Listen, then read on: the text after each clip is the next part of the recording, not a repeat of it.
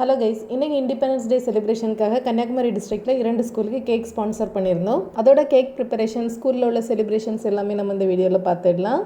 Independence day அப்படிங்கிறதுனால try கலர்லேயே கேக்கையும் ready பண்ணி எடுத்துடலாம் அப்படின்ட்டு சாஃப்ரான், அதுக்கப்புறமா க்ரீன் கலர் மட்டும் லைட்டாக ஷேட் பண்ணி எடுத்துக்கிட்டேன்.